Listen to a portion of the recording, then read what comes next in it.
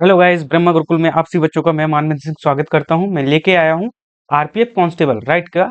RPF constable का जो 4 मार्च का जो थर्ड शिफ्ट का पेपर एनालिसिस है उसके कुछ क्वेश्चंस लेके आया हूं। जैसे ही खबर मिलती है, चीजें जितनी भी होती है मैं कोशिश करता हूं आपको प्रोवाइड करने की। तो इसको आप चेक करिएगा क्या। और ये ऐसा नहीं कि ये आपको यही पेपर मिल जाएगा, नहीं। बस आपको क्या करना, ये एक माध्यम है। जितना क्वेश्चंस निकल पा रहे हैं मतलब लोगों से सुनने में या जैसे भी, तो उसके माध्यम के अनुसार आपको तैयारी करनी है, राइट। तो देखो क्वेश्चन कितना सरल है समझना। अरावली पर्वत की सबसे ऊंची चोटी कौन सी है? भाई सबको पता होगा, गुरु शिखर। याद है माइंड में, मैंने इतनी बार करा दिया ये क्वेश्चन कि ये समझ लो कि अरावली पर्वत की सबसे ऊंची चोटी कौन सी है? गुरु शिखर है। यह कहां पर है? राजस्थान के माउंट आबू में स्थित है। इसकी ऊंचाई कितनी है? 1722 मीटर। वेरी वेरी इंपोर्टेंट, इसकी भी याद करना, फिट में भी याद रखना, वैसे भी। गुरु शिखर अरावली पर्वत माला की अरबुदा पर्वत में है, ठीक है, या माउंट आबू में स्थित है। ठीक है, तो याद रखिएगा। पहला क्वेश्चन याद रखना एक एक करके, ठीक है। अगले क्वेश्चन की ओर देखेंगे। अगला क्वेश्चन देखिए, गंगा सागर उत्सव कब मनाया जाता है? भाई गंगा सागर, देखो याद करो, अगर मेरी क्लास आप करते हो तो ये क्वेश्चन कम से कम मैंने 6 बार पढ़ाया होगा। गंगा सागर उत्सव कहाँ मैंने बताया था? मकर संक्रांति, याद करो, मकर संक्रांति पश्चिम बंगाल में, राइट। तो गंगा सागर मेला हर साल मकर संक्रांति के दिन यानी 14 से 15 जनवरी में मनाया जाता है। यह मेला पश्चिम बंगाल में गंगा सागर में लगता है। गंगा सागर गंगा और बंगाल की खाड़ी के संगम में होता है। तो गंगा सागर महोत्सव कहाँ? पश्चिम बंगाल। मकर संक्रांति के समय 14 से 15 दिन, वो 14 से 15 जनवरी। और ये याद रखना है, ये कहाँ होता है? तो ये गंगा सागर गंगा और बंगाल की खाड़ी के संगम में होता है। तो याद रखना, ठीक है। इसके बाद अगले क्वेश्चन की ओर देखेंगे। अगला क्वेश्चन क्या बोला भाई? चोल वंश का शासन कब से कब तक रहा, ये बताना है। चोल वंश, भाई मैंने कहा था मौर्य वंश, चोल वंश। भाई जितना दक्षिण का ये वाला ये जो वंश है, एक बार रिवीजन कर लो, जिसका भी एग्जाम नहीं हुआ, सच बता रहा हूँ। देखो ऐसे ही छाटनी पड़ेगी जीएस। आप सोच रहे कि कुछ भी पढ़ के चलाए जाए, तो नहीं, ऐसे छांट छांट के, राइट। तो अभी देखो मौर्य वंश का, अशोक के बारे में कितना सारे क्वेश्चंस पूछे गए नहीं? अशोका से क्वेश्चन हर 2-3 पेपर में आया है। अब चोल वंश उठा लिया उन्होंने, चोल वंश का शासन काल पूछ लिया। तो भाई कब? 900 ईस्वी से 1270 ईस्वी। कब? 900 ईस्वी से, ठीक है, 1270 ईस्वी। ठीक है, याद रखना कितनी ईस्वी? तो 900 ईस्वी से 1270। अब ये नहीं रखना कि मुझे भाई इसका आंसर ही रखना। भाई चोल वंश उठा लो, चोल वंश का रिवीजन कर लो। चोल वंश का कैसा रिवीजन कर लो? कौन राजा रहा, राइट, किसने संस्थापक कौन है, राइट, कितने राजा रहे, किसका शासनकाल अच्छा रहा, कैसा रहा, राइट। तो ये सारी चीजें चोल वंश की आपको पढ़ लेनी है, ठीक है। यही मैंने इसमें बताया। गंगा सागर उत्सव मैंने कहा था कि सारे उत्सव पढ़ लो एक बार। भाई एक क्वेश्चन, ये नहीं आप कहते सर एक क्वेश्चन के लिए मैं इतना क्या पढ़ूं? भाई एक एक करके तो बूंद भरेगी ना, है कि नहीं? वो घड़ा भरेगा ना एक एक बूंद से, राइट। तो उसी प्रकार से तो मैं कह रहा हूँ कि ये आपको भाई सारे उत्सव पढ़ने पड़ेंगे तभी ये क्वेश्चन बनेगा, राइट। तो एक बार रिवीजन कर लो अगर आपके पास टाइम है। देखो अब इसके बाद अगले क्वेश्चन की देखो। अगला क्वेश्चन क्या है? मैंने कहा था ना कि आर्टिकल पढ़ लो, आर्टिकल पढ़ लो। हर मैं बोला हूं आर्टिकल अच्छे से पढ़ के जाओ 50 तक, राइट। अब ये आर्टिकल आ गया, आर्टिकल 32। ये समान आर्टिकल पूछा है, तो आर्टिकल क्या है? 226 है, राइट। ये दोनों आर्टिकल क्या है? एक ज्यादातर चीजें इसमें सेम है, देखो समझने की। सर्वोच्च न्यायालय किसके लिए आर्टिकल 32 और उच्च न्यायालय किसके लिए आर्टिकल 226 के तहत रीट जारी करता है? क्या करता है? रीट जारी कौन करता है? तो रीट जारी करता है सर्वोच्च न्यायालय। आर्टिकल 32 के तहत रीट जारी करता है कौन? सर्वोच्च न्यायालय, याद रखना, ठीक है। सर्वोच्च न्यायालय जो आर्टिकल, किस आर्टिकल के तहत? तो आर्टिकल 32 के तहत। और उच्च न्यायालय, उच्च न्यायालय, उच्च न्यायालय किसके तहत रीट जारी करता है? तो वो आर्टिकल 226 के तहत। ये आपको याद रखना है, ये दोनों हो गए। रीट जारी करता है, इसके अंतर्गत गिरफ्तारी का आदेश जारी करने के वाले अधिकारी को आदेश देता है, राइट।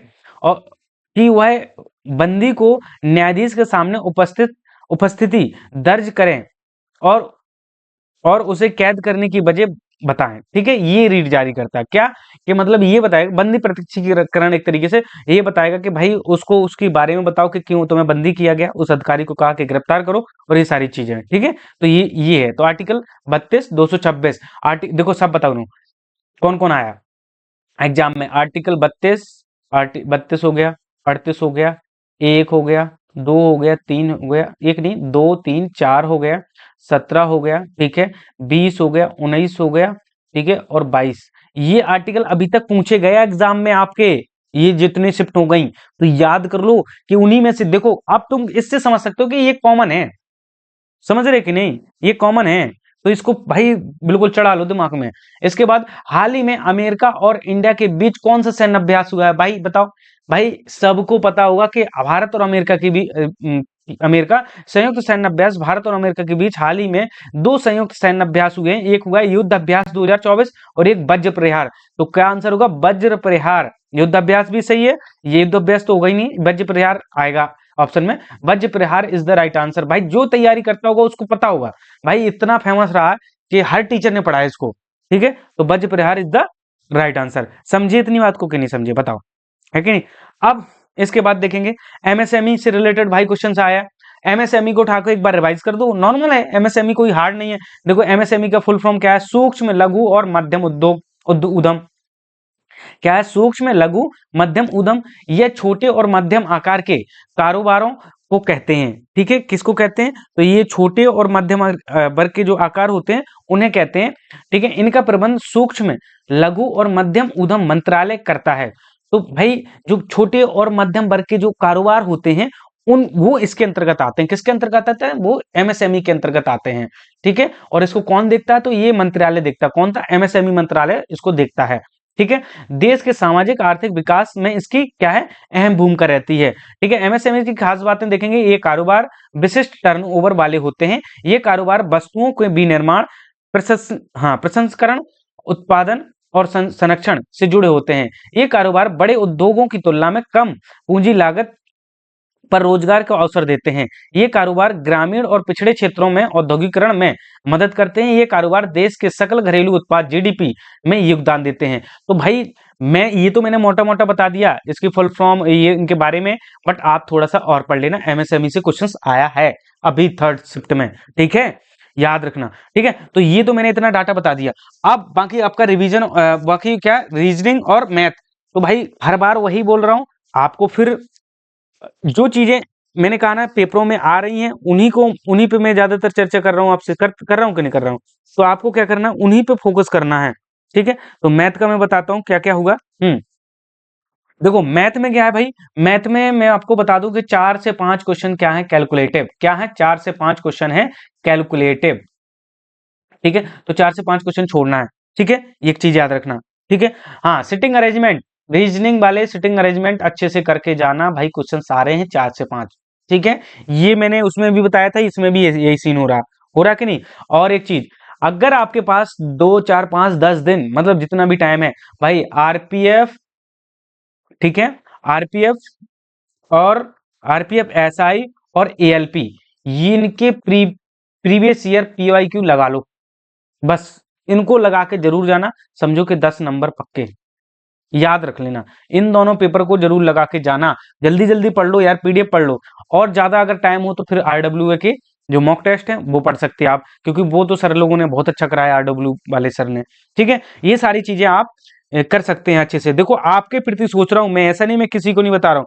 हाँ, और एक चीज बताऊं, राउंड टेबल के क्वेश्चन सारे, हाँ, सिटिंग अरेंजमेंट में राउंड टेबल वाले क्वेश्चन आ रहे हैं, ठीक है। तो राउंड टेबल वाले वो क्वेश्चंस करके आप जरूर जाना, ठीक है। रही बात मैथ की, तो मैथ में भी मैंने बता रखा है आपको।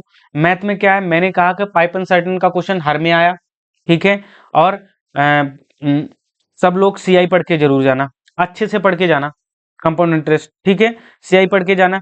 परसेंटेज से क्वेश्चन आएगा, थोड़ा सा मॉडरेट टाइप का रहेगा, ठीक है, परसेंटेज से।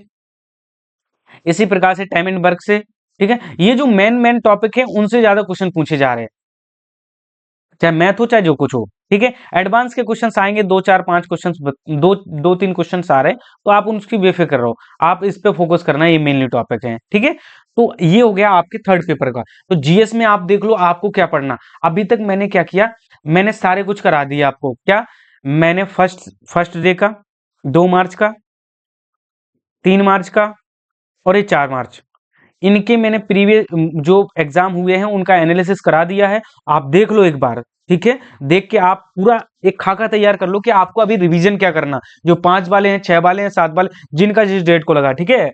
सब लोग देख लो कि आपको किस प्रकार से चीजें करनी है, ओके। तो अभी के लिए इतना ही, अब मिलते हैं कल की एक नई सुबह के साथ, नई एक वीडियो के साथ और नई एनर्जी के साथ। Okay, bye bye everyone.